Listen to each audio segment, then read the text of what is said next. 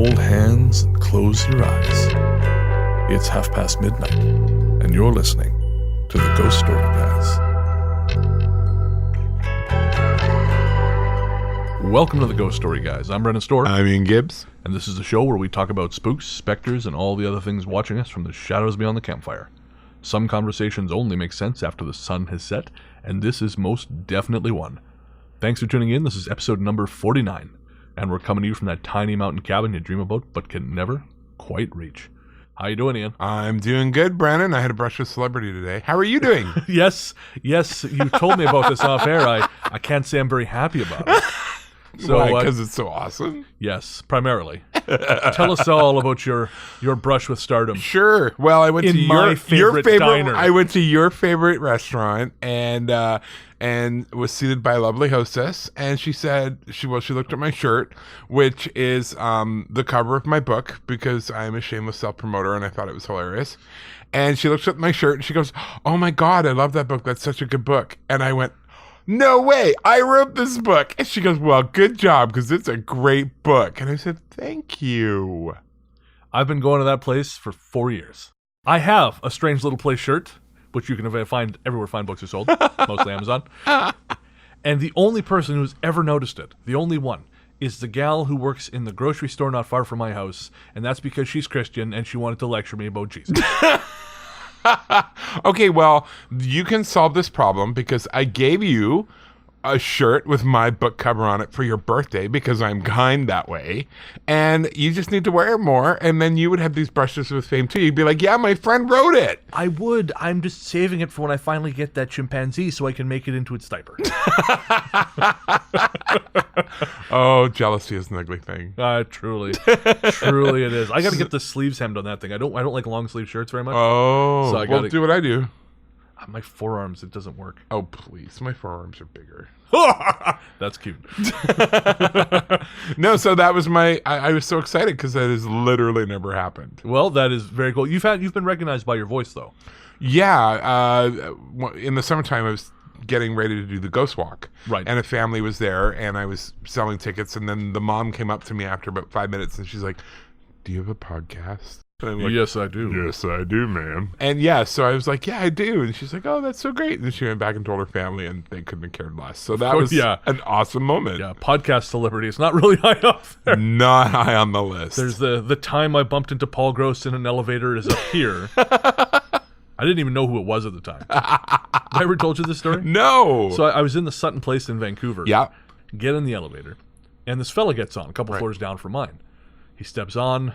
I nod at him. I said, "You going to the ground floor?" He says, "Yeah." So I just hit the button again. And it was pouring rain that day. Yeah. So I said, "Man, this goddamn rain, eh?" And he looked at me funny. And he said, Yeah, it's something else." And I looked, I don't give a shit. I looked away back. And I could feel him staring at me. And then I got off the elevator, checked out. That was the end of it. Well, then I'm on the ferry going home, reading the newspaper. And I go, "Oh, hey, the guy from the elevator's in the paper." And I see actor Paul Gross in town for premiere of Gunless. And you couldn't have cared less. Nope. And he really wanted you to, apparently. I think I think he was trying to figure out whether or not I was doing that, "Oh, you're famous, but I don't care" thing. Oh, right, but right, I genuinely right. No, had you genuinely. not a clue. I've had a couple of brushes with famous people, but I think my favorite was I was at Shoppers Drug Mart in Toronto, where I used to live down on Bloor Street. Right. I had a bunch of stuff, and I looked behind me, and there's this tiny little funny-looking redheaded lady behind me. Right. And she had one thing, and I'm like, "Oh, you know what? Go in front. I've got like all this." And she's like, "Oh, are you sure?" And I said, "Sure." So she goes up and she starts to pay, and I see her in profile, and I'm like, "Damn it, that's Margaret Atwood." Oh, really? Yeah, she lived in the neighborhood. You saw quite a few actors and things like that in Toronto. You'd see them on the street. I guess or whatever. so. Yeah, that makes sense. Yeah, but Margaret Atwood, I think, was my favorite. Yeah. Oh, except the other one. There's a show called Road to Avonlea, and there's a character named Jasper Dale. Right. And I was dating this girl at the time, and we're sitting on the streetcar, and he gets on and sits down, and she's like, "Oh my God, it's Jasper. I love him." And I'm like, "Oh yeah, cool." Because, Toronto, you just leave people alone, right? Yes, I think it's like New York that way. You don't care. No. This girl cared. Oh, dear. So I'm looking out the window. I turn back to say something to her. She's now sitting beside him. Oh, no. Grilling him on his favorite episodes, telling him all about her favorite episodes. Oh. And surprisingly, he got off at the next stop. I'm stunned. Yeah, he looked panicked and hunted, and he fled. And he can't even, because he's a Canadian celebrity, he can't even afford a cab. No, exactly. He has to take the bus. And so she comes back down and sits beside me. I'm looking at her like, who are you? And that was pretty much the end of it. I don't know what comes over people. I mean, I remember, this is not exactly ghost story stuff, so we'll wrap it up here quick. Yeah. But Barbara Streisand and James Brolin came to Revelstoke once. Why? And, well, you got to pass through there to go from one side to the other. And they were in the grocery store. Right. And as soon as one person noticed, now I wasn't there, I've heard the story. Right. But it was like an air raid siren.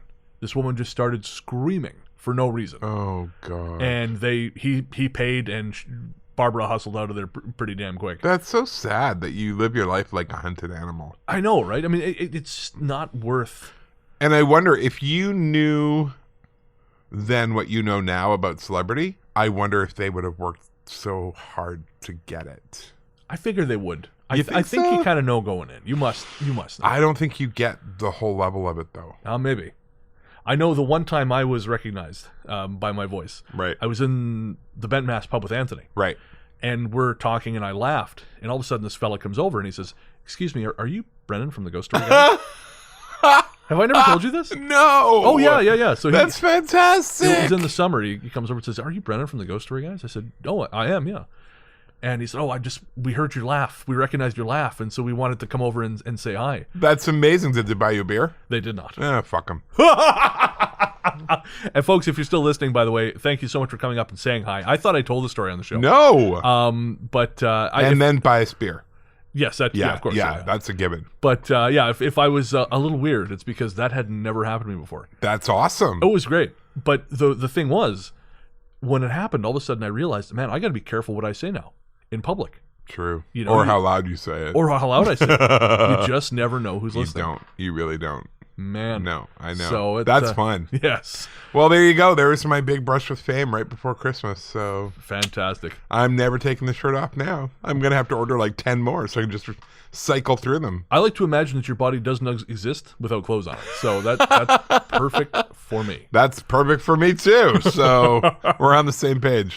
So we are recording this way ahead. This is sort of we're technically on break right now. I know. So we are, I assume right now I'm probably enjoying some herbal refreshment and playing video games. You mean kombucha? Yeah, exactly. Yeah. I do love a good kombucha. Yeah, and nibbling on a fresh sprig of mint. That's Absolutely. Sort of what I was thinking of when you said that.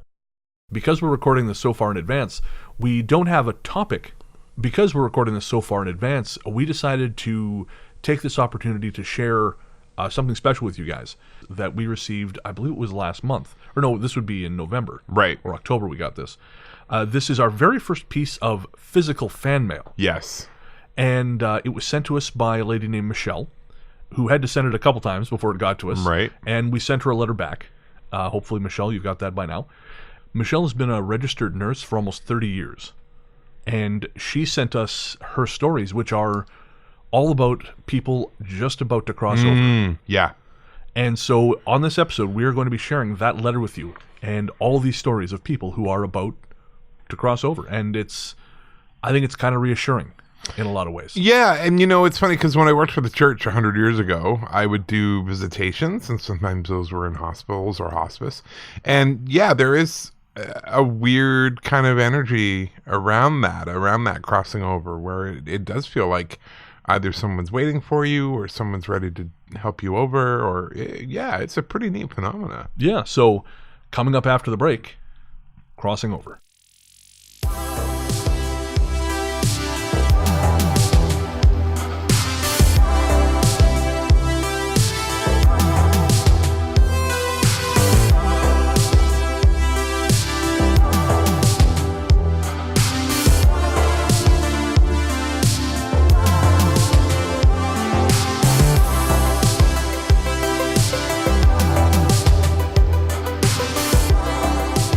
Welcome back.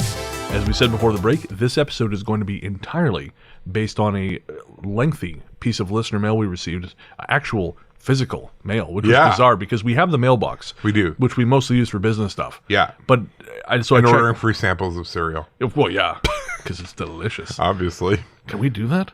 I'm going to. Yeah. I'll give you the address. Perfect. Get us some cereal. Or I'll write complaint letters to candy companies. That's another one.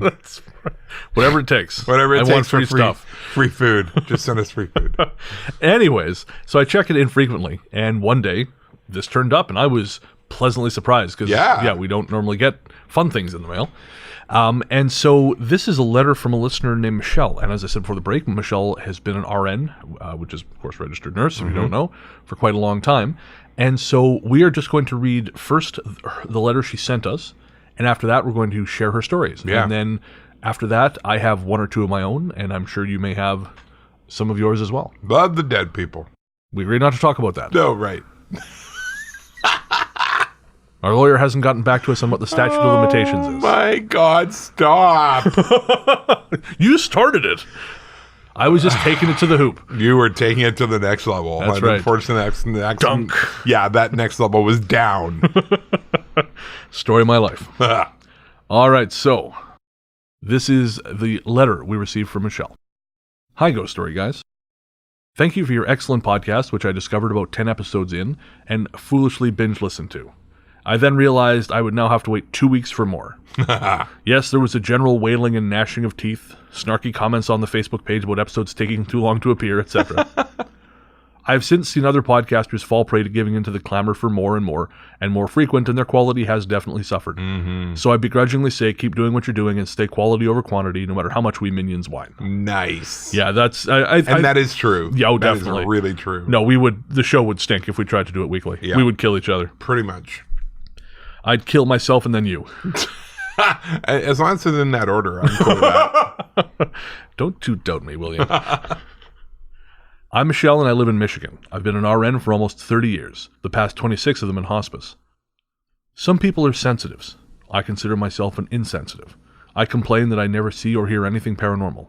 I guess I'm very intuitive, but I only realize it in hindsight. I'm not aware of internal or external voices warning me about things or directing me.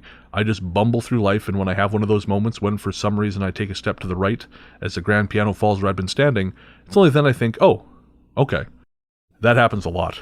My poor guardian angel. I used to be the entire third shift for a smaller hospice, triage and runner, which means I took all the calls and made any visits. And sometimes I had to go to the office at night, which meant going to an old hospital, part of which was being used for adult daycare and offices during the day. The only people in the building at night were security guard by the old ER entrance and me. I figured, walking through the halls of that empty old hospital, where I worked my first ever nursing job, in the middle of the night I would see or hear or sense something. But no. Although, when some people have asked why spirits would manifest to a loved one as a bird or butterfly as such instead of just showing up, I say because you'd have a damned heart attack if they just showed up. Exactly. And that's probably true, yeah. Yeah. I think that's why they show up in dreams, too. Absolutely. It's less scary. Speaking of which, man, on the night of the solstice, I had this dream that Nikki and I were in our apartment. It didn't look like our apartment, but It was an apartment. And holy shit, there was this parade of people walking through there. Wow. There was this old Spanish lady whose voice, I couldn't understand what she was saying. There were these two emaciated little boys who were hiding their faces from me. There was an old man with pinholes for eyes, and they were just walking through. It's like a parade of people just... Bizarre. Yeah. Man, it was just a hell of a thing. Oof. I wonder if you're picking up on something, energy moving through. Oh, I wouldn't be surprised. Yeah. I mean, it's been crazy. Yeah. The last couple days. I mean, the last couple weeks. Really? With weird just things happening or feelings? Feelings. Yeah. Just weird feelings. Yeah. Yeah. No, I mean, of course, when I say recently, I mean December. Yeah. But leading up to the solstice has been pretty wild. Just lots of shit going on. Who knew? In response to your request for stories, I've submitted a few, but there are so many I've probably forgotten. They're not really ghost stories per se, but are more extraordinary communication stories. You may use all, any, or none. Not sure they are really what you're looking for, but it was therapeutic for me to get them on paper. A few brought me to tears for the first time typing them out. I didn't expect that. Thanks, and thanks again for all the hours of enjoyment and the weeks of agony waiting in between. Health, blessings, and many years to you and your families. Michelle. Nice. Thank you so much, Michelle. Yeah, that's just amazing. A really lovely letter. But the weird thing that happened a little while ago, I was out for a drive, and I think I actually told you about this the day after it happened because it weirded me out so much. Yeah. I was out for a drive and come around a corner, which ordinarily is part of my drive home. But when I come around the corner, all the lights were off. All of them. Houses, street lights. It was like a line in the road. Right. And ordinarily I'd think, well, who cares? Whatever, it's fine. But I got a real sense of no. Don't be here right now. So I took a different route. A few minutes later, I was in James Bay, a couple blocks from home. I was waiting at a stoplight listening to a podcast. Right. When I realized, at the edge of my awareness, not on the podcast, because I rewound it, I was hearing music. Some kind of chanting almost. Right. But the second I tried to tune into it, it was gone. It was almost like if I wasn't paying attention to it, it was there. Right. But the second I really tried to listen, gone. Like seeing something on your periphery, but when you turn to focus on it, there's nothing there. Yeah, just like that. Yeah. And so when I got home, I thought, well, I'm not going out again tonight. No. And I happened to have a look on the internet, and yes, the power was out in that area that I'd driven past. Yeah. But BC Hydro didn't know why. Oh, wow. They said, we assume it's because of the storm, but we haven't identified the cause yet. And I genuinely think someone was having a party over there. Wow. And it was just, I was not welcome to take part in that. Wow. It was strange. Yeah, that would be. All right, so we're going to start sharing Michelle's stories. You want to take the first one? Sure. This first one is called The Social Worker Story. A young social worker with whom I worked came into the office one day and in the course of our conversation related the following experience. She told me that she'd just made a visit to a dying patient and had been sitting in a chair at the patient's bedside facing the patient lying in the bed, being present, as there was no one else in the room, and the patient was minimally to non-responsive. She said that as she sat there looking at the patient, in her peripheral vision toward the head of the patient's bed, she could see a bright light. However, when she turned to look in that direction, there was no light or light source. Wow, we just talked about this. When she looked back at the patient, the light was there, in her peripheral vision again. She looked back and forth several times, each time sensing the light while looking toward the patient, and seeing no light or light source when she looked toward the head of the bed. What made such an impression on me about this experience was the particular person who related it. Another person telling me the story might simply have elicited a wow, cool, but I was profoundly affected by this story because this young woman was so down to earth and actually had a psychotherapy practice in addition to her hospice work. I think about this experience she shared with me frequently, and it occurred over 20 years ago. I find it fascinating that these experiences are being had by people who have therapy practices. Yeah. Who have sort of the basic underpinnings of how the mind works nailed down. Yeah, and mental illness markers and that sort of thing. Yeah. But they still have these experiences and still are open to them. Yeah. I had beers with a guy a couple years ago in Chicago, and he's got a PhD, I think, in psychology. And we were talking about, at the time we didn't have the show, but I had the book or was writing the book. And he, of course, complete non-believer. Right. I was describing certain things to him, and he said, no, I can tell you exactly where that comes from in the mind. Right. And so it's fascinating to hear sort of him, who, again, he's a young guy who's just gotten his PhD, and he's got it all figured out. Of course. And then someone who's been in the field working for years understands there's maybe more built around that. And I think that's generally humans. Yeah, of course. Yeah. Right? Yeah, fair enough. I heard her call me. I have gotten hundreds of calls over the years from loved ones and caregivers reporting a patient's death. I can't tell you how many times I've gotten to the patient's residence within half an hour to an hour of their call and had the family or caregiver tell me, I checked on her, then went to lie down for a while or sat down in the recliner in the room, and I dozed off. I woke up when I heard her call me, and when I went to see what she needed, she was gone. Yeah. Oh, you've heard this too, eh? Oh, yeah. In checking the patient, I then note that the body is cold and in full or partial rigor. In other words, they weren't physically calling anyone within the past hour. I would comfort the family member or caregiver and assure them that I had no doubt they had heard the patient or something call them, but that the patient had been gone for quite a while. I don't question things like this anymore. They're far too common. Yeah, and it's usually the person leaves the room. My mom, even as she was nursing her husband, she nursed him right up to the end. And she went down for breakfast. Right. And when she got back, he was gone. And that's really common. People will wait until they are alone because part of it is they don't want to upset Right. Whoever they're with. And in the same way, they will also hold on. They'll right. wait for family members to show up. So, yeah, I remember when my grandmother was dying, my paternal grandmother, she was a tough lady. And, you know, when she was dying, they kept saying, and this is maybe it's a little bit mean, but it was almost comical because they were saying, oh, she's waiting for so-and-so to get here. Right. And then that person would arrive and she'd still hang on. And then she'd think, oh, she must be waiting for someone else to get here. And that person would get here. It's like, no, she's just a tough old lady. Yeah. Man, she's going to die when she's ready to die. Yeah. You know? So yeah, sometimes that can be a bit of a goof. Well, and the other thing that I found, like when I was doing hospital visiting and things, families would be keeping sort of the death watch, waiting for their loved one to go.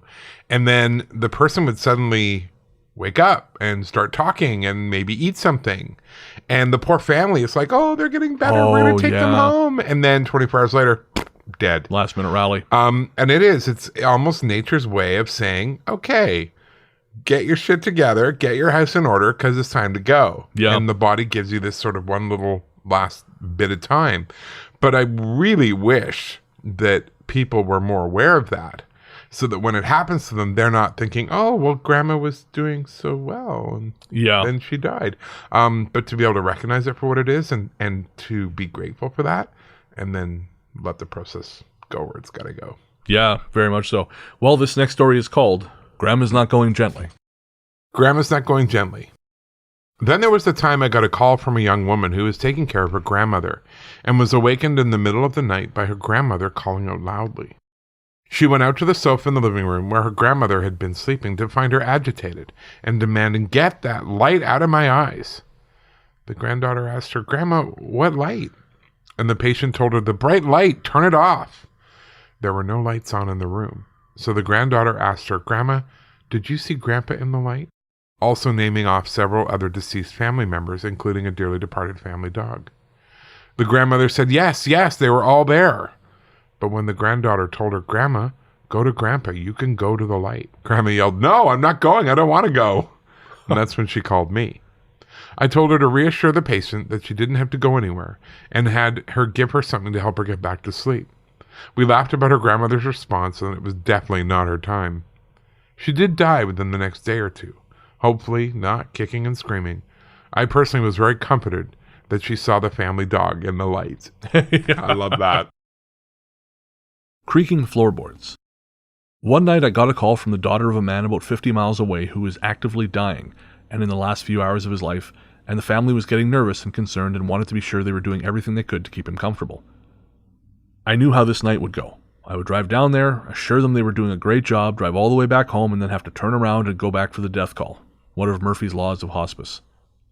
I arrived at the home and was shown upstairs to the patient's room, up an exquisitely squeaky staircase and across a similar bedroom floor. They laughed. Everyone commented on it. They said, "Dad always joked he wouldn't fix it because no one could ever sneak in on him." The patient was very near death, and a lot of people were in the room. I mean a lot. Wife sitting on the edge of the bed, several adult children, their spouses and kids, and even some nephews, nieces, and siblings. Even in the patient's extremely poor condition, I watched him reach up and put his hand on someone's chest and try to push them away when they tried to bend down and embrace or talk to him. I watched the wife, who in her grief-stricken state sat mindlessly stroking the patient's forehead. I motioned 3 of the adult children to follow me into the hallway and quietly asked them, "Is your dad a really touchy-feely kind of guy, or is your mom just going to drive him crazy?" They glanced into the room and at each other and said, "It's probably driving him crazy." I told them to try to get everyone out of the room and give their dad some space and time alone. I suggested getting everyone downstairs to the kitchen and taking a break, maybe getting something to eat, and I explained to them that some people will not let go as long as there are people in the room and that their dad seemed really overstimulated and irritated by all the activity. They agreed and said they would see what they could do. I drove the 50 miles home. After I'd gotten back to bed and was asleep, maybe 20 minutes, of course, I got the death call. Oh, no. As I pulled up in front of the home and got out of my car, one of the daughters came running out of the house and across the lawn and met me. She said, "I know you must hear a lot of stories, but I have to tell you this." She explained how she and her siblings had gotten everyone to go down to the kitchen to get something to eat. They were all sitting around the big kitchen table eating and talking, when suddenly they heard the floor upstairs start to creak loudly, as if someone were walking across it. They all stopped talking, looked up, and listened to the creaking. The patient's wife suddenly said, "He's out of bed," which broke the spell. The kids looked at her incredulously and said, "Mom, he's not out of bed." 2 of the daughters decided they would go upstairs and check on Dad.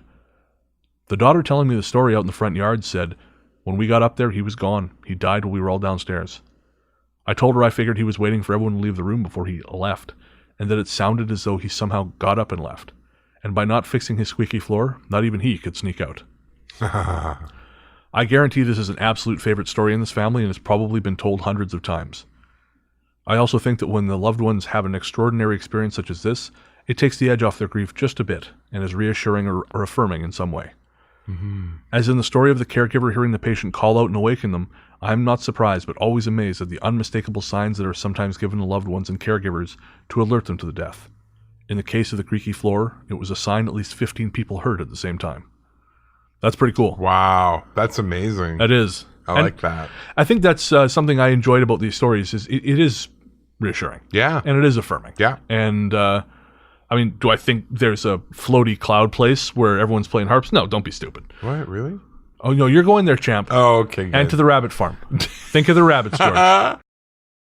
Amazing assistance. I received a call one morning from a man who was reporting he thought his mother had passed away. When I arrived at the residence, buses were lining up at an elementary school across the street as the sun was coming up. The family directed me to the patient's bedroom, and a young adult granddaughter asked if I needed any help. I told her to let me see what I could do, and if I needed her, I would come and get her. The patient was a tiny, frail, elderly lady in a queen-size bookcase headboard bed. It looked like she'd been resting on her right side when she died. Her body relaxed forward so that she was almost face down, which is really unusual. She was covered with layers of sheets and blankets and a puffy white comforter, so that all I could initially see was her long, flowing snow-white hair. The bookcase headboard was crammed with all sorts of stuff. Books, clocks, pill bottles, framed photos, papers, cups, lamps, you name it. The top of it was littered with items, too. The body was still warm, but when I uncovered and turned her, I was horrified to see that because of the position she'd settled into, lividity had already turned her face purple. One eye had been forced open by the pillow and was wide and staring, and the skin of her face was stretched and distorted. She looked awful. I've done a lot of post-mortem care and nothing phases me, but I was having a panic attack. I could not allow the family to see her like this. While I tried to calm down, I started working on getting her hair untangled, discovering that she had dozens of old-fashioned hairpins buried in her thick hair. I began pulling hairpins out while trying to get her eye to close, to no avail. At one point, there was a light knock on the bedroom door, and the granddaughter asked if I was still okay. No. And I told her I was fine, and I wouldn't be much longer, and prayed she didn't open the door. While I was working on getting the patient's hair untangled and getting her otherwise cleaned up, a small bottle fell off the top of the headboard. I picked it up off the bed and replaced it, feverishly working on what now felt like hundreds of hairpins, and worrying how I was going to prepare the family. Again, as I worked, the same bottle fell off the headboard and onto the bed, and I picked it up and put it back. As I got her into a fresh gown and got her positioned, the bottle fell off a third time, and I grabbed it off the bed, angrily at that point, clenched my teeth, and shaking the bottle in front of my face, growling and thinking, damn it, stop, I don't need this right now. And then I looked at the bottle for the first time and froze. I couldn't even breathe. It was a bottle of artificial tears. I probably stood there staring at it for a good 10 seconds before I took a breath and whispered aloud, thank you. I worked with the artificial tears and a tissue on that staring eye, and it closed beautifully. As I finished dressing and positioning, fanning her hair around her on the pillow, and pulling up the comforter up to her chest and folding her hands on it, even the horrible purple lividity drained out of her face, her skin smoothing out, and she looked beautiful. I could hardly believe the transformation. I'm not sure who or what helped me out that morning, but I'm eternally grateful that the family didn't have to see their loved one as she was when I arrived. I am sure, however, that whomever it was, they were wishing there was a 2x4 on the headboard, because I certainly wasn't paying attention to them throwing a bottle at me. I always carried artificial tears with me on death visits after that. Wow. Wow. That is so cool. That is really cool. So it wasn't even the family that had the paranormal experience. It was actually her. That's cool. For someone who says they haven't had paranormal experiences. She said a lot. No kidding. Being there at exactly the right moment. 1. If I get messages or signs regarding what I'm meant to do, well, As evidenced by the preceding story, I sure as hell don't know it. I am seriously clueless. It works out, though, frequently. At the end of a busy day full of home visits to patients, I was finally heading back to the offices in the last hour of my shift when I realized I was going right by one of my newer patients' homes, less than a mile from the office. I turned a block past the home, called the family, and told them I was going to be going right by their house in a minute, and would they mind me stopping by. They said that would be great, so I drove around the block and back to their house for a completely unplanned visit. The patient was the man of the house, and his wife and daughter were there with him. He was sitting up in a hospital bed in the living room, resting, alert, and oriented. I asked him how he was doing, and he didn't have any complaints. The wife and daughter also confirmed everything was going okay so far. I began my assessment by taking his vital signs, checking his blood pressure and heart rate. As I did this, he suddenly clenched his teeth and squeezed his eyes shut, not making a sound, but his face turning such a dark purple it was almost black. The wife and daughter were at the other end of the small living room behind me, and I leaned over the bed to block their view of their husband and father as they started asking, "What's wrong? What's happening?" I fumbled for the bed controls and lowered the head of the bed slightly. It was over in less than a minute. I turned to them, shocked myself, and told them I thought he was gone. They burst into tears of shock and grief, but cried out, "Oh my God, I'm so glad you were here." I stood there in shock as I tried to comfort them, thinking, shit, so am I.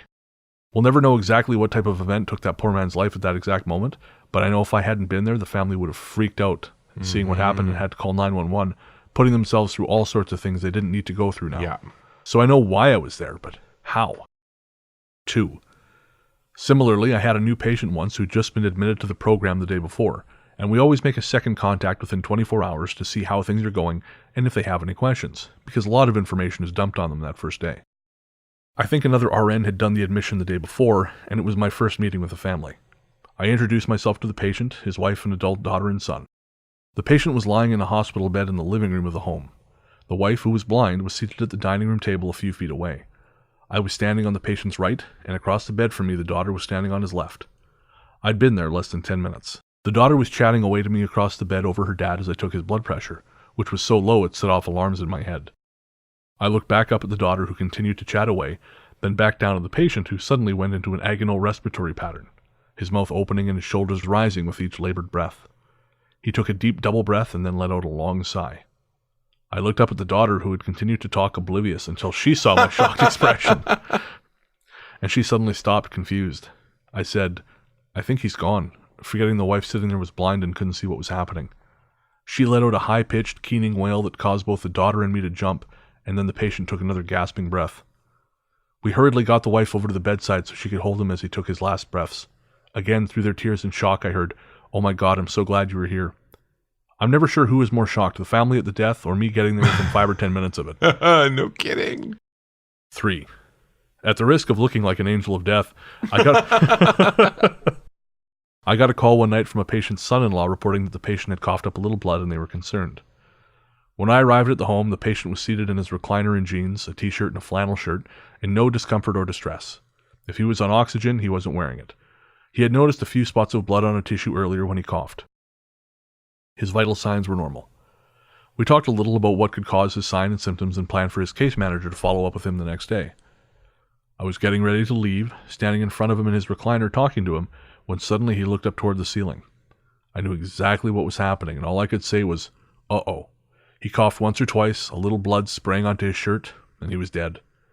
This was a guy who had been out walking his dog a few hours before. Wow. This case sort of illustrates another very frequent thing I've seen over the years, and that is the family's intuition or gut feeling.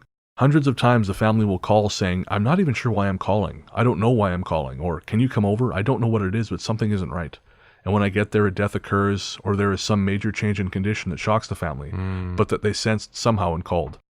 If I hadn't been at this death, things could have gotten really out of control, as at least one family member had an extreme reaction and started acting out. Oh, wow. Death, it's a sort of a sad fact, is death can bring out the worst in people. Oh, death and money. Well, especially money after death. Oh, nightmare. I have seen more families torn apart by that. Yeah, it's the only time my brother and I ever had conflict. Really? Yeah, it was when my dad died 20 years ago, and we were co-executors. Right. And yeah, it was the only time we've ever come close to conflict, is because we had a very different approach to it. Right. And yeah, that was, we got through it. It's all good. My mother, when my stepfather passed, he was older than her, and he had 5 grown kids who were, and when I say grown, I mean they were in their 40s and 50s. Right. who all of, some of them successful in business, most of them doing fine. Again, not disabled in any way, just adult human beings. He told them, he said, Brennan's mother, he said I'm not going to say her name, but she works constantly. Yeah. And he said, I'm not a wealthy man, but what I have, I want her to have, so she can work a little bit less. Right. And they sued. He gave them all his possessions otherwise. Yeah. He gave them because he had been a gold miner and then a consultant on mining his whole life. Right. So he gave them all his gold, his watch he got made from the first gold he ever found, his guns, his boat, all that stuff, all his tools, he gave them all that. But when he said, well, I'm going to leave the rest to my wife, they went nuts and they sued. And one of the sons was technically an executor, so he couldn't be part of the suit, but he was part of the decision to sue. Wow. Yeah. Yeah. It was garbage. Oh, it was disgusting. Yeah. It was truly, and honestly, I've seen this happen with other people, so I would feel this way even if it wasn't my mother. Yeah, no, I know. And she eventually settled because she said, I don't care. This was never about the money. No. So take it. Just I want to be left to grieve in peace. Yeah. But I've seen that time and time again. Yeah. It just brings out the worst in people. Yeah. But thankfully we have people like Michelle. Yeah, there you go. Shepherd these folks out through their last minutes so they don't have to watch their families being dipshits. The Monarch.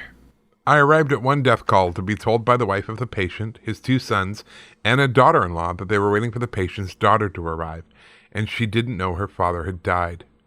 They'd called her and told her he wasn't doing well and she needed to come. The plan was for one of the sons to meet her outside when she arrived and break the news.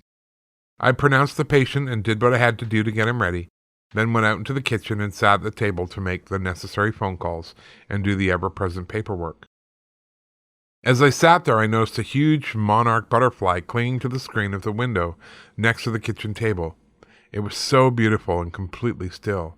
I asked the family if they'd seen it as they went back and forth, and they commented on the size and colors also. I sat there at the table working, and then just waiting for the daughter's arrival for probably an hour, frequently looking at the butterfly, which never moved. One of the sons heard his sister's car pull into the drive and went out to meet her. They came in tearful, and he introduced her to me. I offered my condolences, and the family went into the room where their husband and father was. I sat down at the kitchen table as I watched them go. Then I looked over at the window. The monarch was gone. Again, it could be a delightful coincidence, but could it also have been a manifestation of the father's spirit waiting for his daughter to arrive? I like to think so. Yeah, I like to think so too. Yeah, that's great. Actually, I know someone that happened to, similarly. A friend of mine who's elderly, her husband passed a few years ago. Right. And ever since then, when the family is together, there are these monarch butterflies. Wow. And it started happening separately too. Right. When they butterflies on their truck and again, could just be butterflies, but I mean, I've never seen a monarch butterfly in real life. Oh, okay. It's not like I'm sure they're common, but again, it's not like something I've stumbled into. Right. Because your cats eat them all. There is that, yeah. There is that. I never go outside too. That helps. There's that during the day, yeah. And why not entertain that possibility? Absolutely. If it brings you some measure of relief, then go for it. Yep. Dad stories. Okay, here are a few stories that I believe were my dad checking in from the other side in the first year or so after he died in 2013. The clock. One day while visiting my mom, probably about 6 months after my dad died, she told me that she had been in the kitchen and heard the clock my dad had received on his retirement chiming in the living room. She said she went into the living room and saw that their cat, who'd been sleeping in one of the chairs, was standing in the chair with his front paws on the arm of the chair, looking at the clock.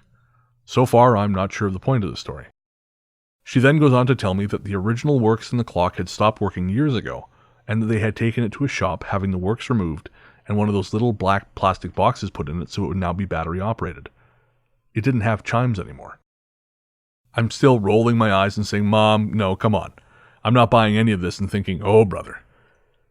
I'm sitting at the kitchen table shaking my head over the coffee, when in she comes carrying the clock, setting it on the table in front of me, and opening the back door on it, revealing the little black battery-operated box powering the hands, and absolutely nothing else inside. Wow. Huh. My grandparents had 2 or 3 grandfather clocks in their house. Right. Terrified me. Really? Just that thing bonging away in the dark family room at midnight. Yeah, no, I get that. Not okay. I get that. The radio. So another time when I'm over visiting my mom, I'm leaving and I don't even have my own vehicle. I'm driving my husband's for some reason, which is pretty rare.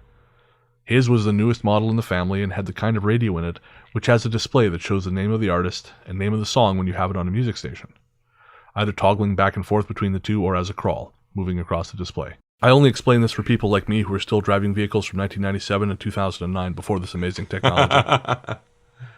Funny enough, I just bought a CD from Steel City Ruins, and when I put it in, it gives you the option of picking which track to start on, and I was just blown away by this technology. That's funny. I get in the car and back out of the driveway as a Joe Walsh song, Life's Been Good, is ending. I happen to glance down at the display which reads, George, my dad's name. I watch this as I leave their subdivision, the song ends, and a Steve Miller Band song, Jungle Love, starts. Still, the display says, George. Huh. I end up driving about 8 blocks in all with George before the display finally changes and starts reading out Steve Miller Band. Of course, I was on my cell phone talking to my mom about it at the time. I assume that was Dad saying, hey. Or it could be coincidence. Who knows? I like that. Yeah, me too. Yeah. Looking for this? Not sure if this was my dad in particular or one of the many other deceased family or friends who know what an airhead I am. I'm dating myself, but I have a watch I really love. Who wears watches anymore? I wear a watch. I wear a watch. I guess we're old. We are. Yeah, fair. And it has a decorative little crystal piece attached to the metal on the face of it, which I noticed one day was gone. I felt sick about it, knowing because it was so small and could have fallen off anywhere, that I would never find it.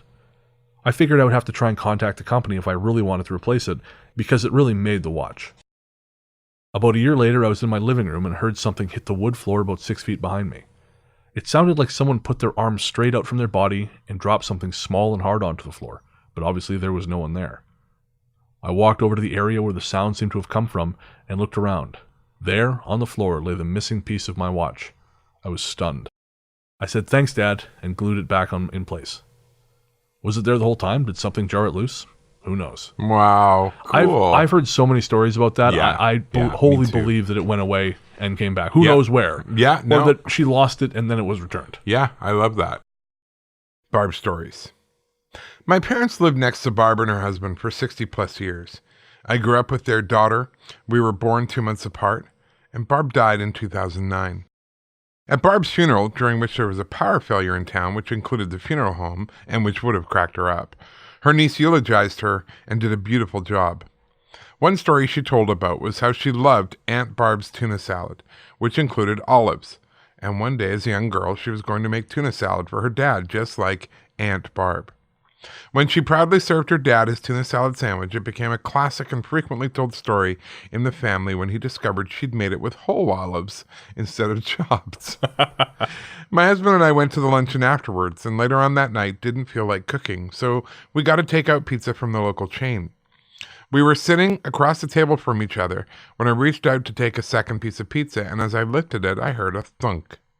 I looked up at him, and he was looking at me, both confused. And we both looked down at the pizza, where a whole green olive sat in the middle of the box, after just having fallen off the piece I took. Our confused look turned to amazement, and I said, "Hey, Barb's saying she's okay." Ha! I've never seen a whole olive on a pizza, and I happen to know the local chain buys bulk sliced olives, so... Oh, interesting. Yeah. Couldn't be a coincidence. Barb's daughter contacted me after her mom's death and told me that she was walking down their very long rural driveway one day to go out to the mailbox, and up ahead in the driveway was a goldfinch standing there. Barb loved goldfinches and always had multiple thistle seed feeders in her backyard. Her daughter told me she'd never seen goldfinches in the part of the state in which she lives. She continued to walk slowly towards the bird, and when she was about 6 feet from it, she stopped and said, "Good morning, Mom." She said the bird chirped a few times and then flew off, and she also believes it was an "I'm okay" sign from her mom. Just one more, and just because I think this is my favorite, definitely in the top 3. It's not a ghost story or even an extraordinary communication story. I think I love it so much because the relationship between the two brothers reminds me of my own brother and me, and because it's so cool that one's sense of humor really is one of the last things to go. To set the scene, I was admitting a man to our home hospice program, and not a timely admission for whatever reason. The doctor not referring when he or she should have, the patient or family putting it off, whatever. After assessing the patient, I could see that death was imminent. This guy wasn't going to get all the benefits he could out of the hospice, but we'd give him what we could in his last hours. He was already bedbound, very weak and very fatigued, sleeping most of the time now. As I thought I was finishing up, the wife made the comment, "I don't know how we're going to get him to his appointment." I looked at her and asked, "What appointment?" She replied, "Well, the doctor told us he wants to see him in 8 weeks, and he can't even walk." Silently cursing this gutless physician, I sighed and motioned the wife into the kitchen, saying, "I need to talk to you." She had no clue as to the patient's condition or prognosis, even though the patient had just been discharged from the hospital. I explained to her his grave prognosis based on my observations. She was stunned. She said, "You mean he won't be here for Christmas?" It was the middle of November. I told her, "He won't be here for Thanksgiving. He probably won't be here this weekend." The information was crashing down on her, but I could see her marshaling her internal forces and seeing what she had to do. "Thank you so much for telling me this," she said quietly. "I really appreciate it." Because she had this information, she was able to get the patient's children and other family members there in time to see the patient before he died late the next day. I made the death visit. There was a lot of family members present, and it was a relaxed, supportive scene, sad but positive, with laughter as they reminisced. I had pronounced the patient and then withdrawn to a far corner to make phone calls and do paperwork while awaiting the funeral home, and I listened to them tell stories. The patient's brother related a story from a visit he'd had with his brother in the past couple of days. He said he was at his brother's bedside when the patient said, "Hey, you know that recipe we always said we needed to get from Mom before she died, but no one ever did? I'll be able to get it now when I see her in heaven." The brother said, "What if she didn't go to heaven?" Without missing a beat, the patient answered, "Well, then I guess you'll have to get it from her when you die." That's awesome. Oh, man, what a great note to end on. I love that. Oh. That is really funny.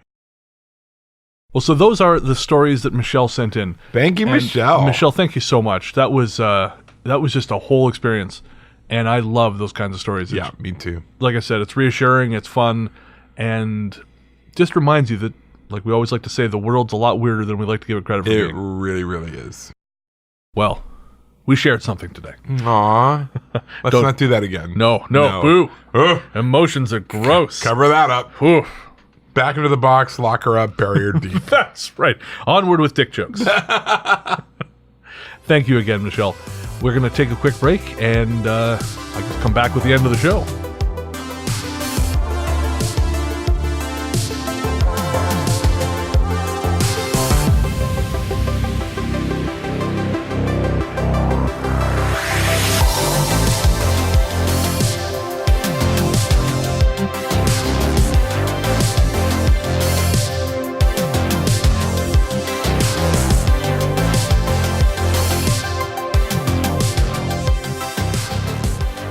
Welcome back.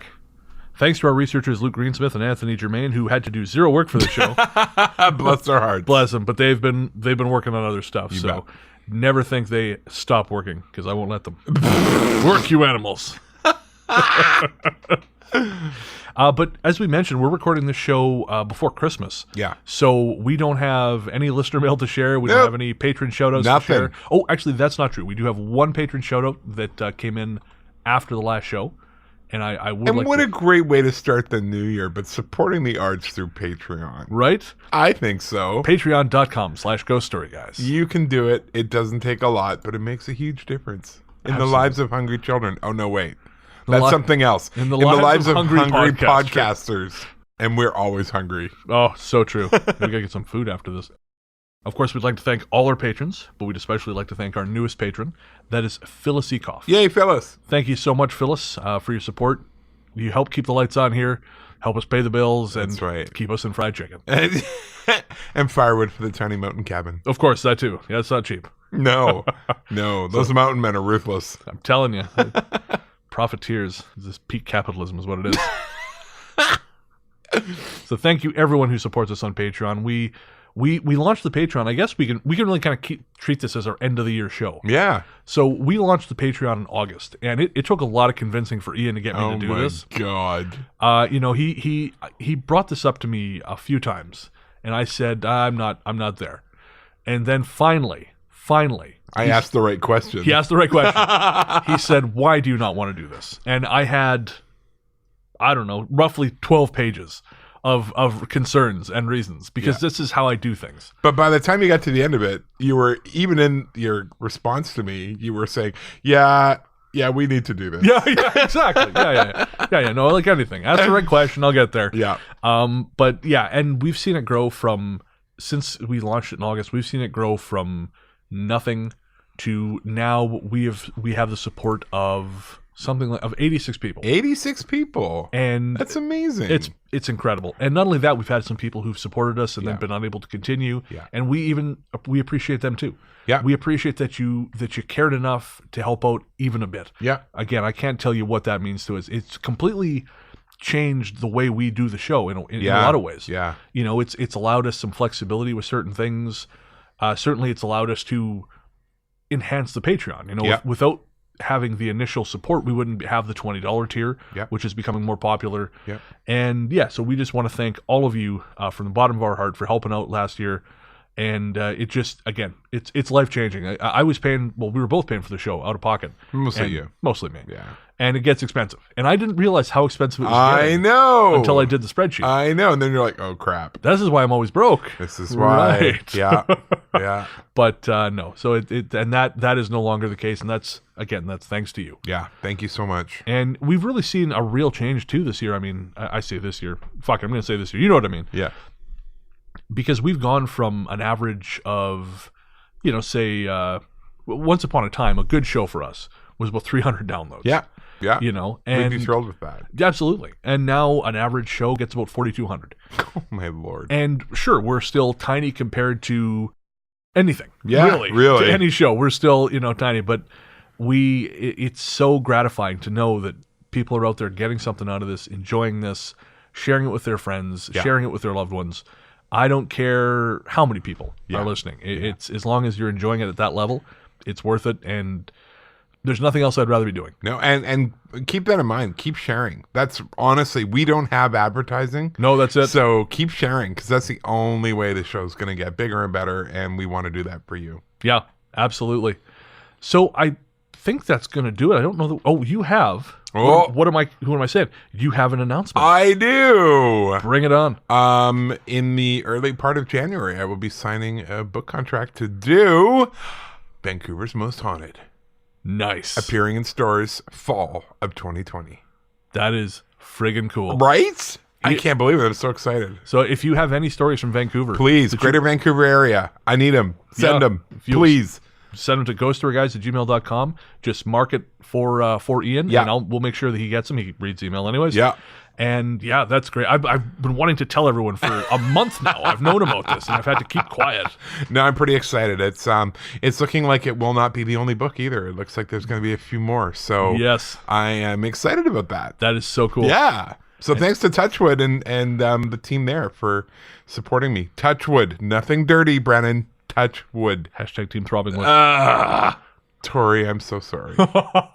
Which means I get to see more of Tori. This is always fun. That is true. We can harass her while I promote your book. Absolutely. So yes, again, that's ghoststoryguys@gmail.com. If you have any stories you'd like to share for an upcoming Listener Stories episode, if you want to help Ian out collecting stories for Vancouver's Most Haunted, again, that's where you can reach us. Yeah.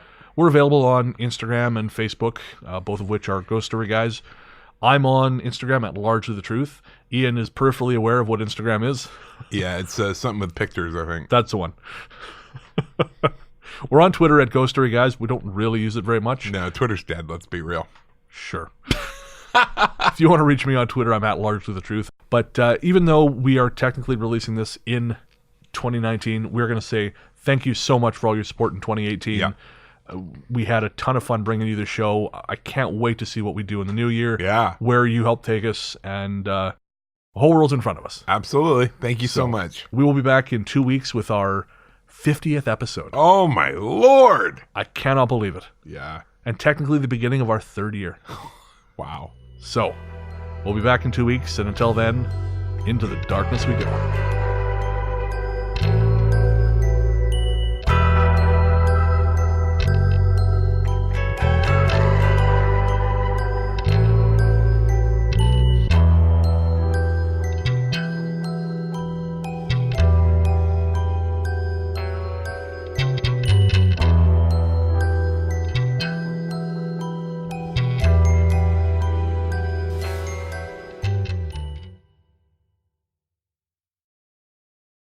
and the patient was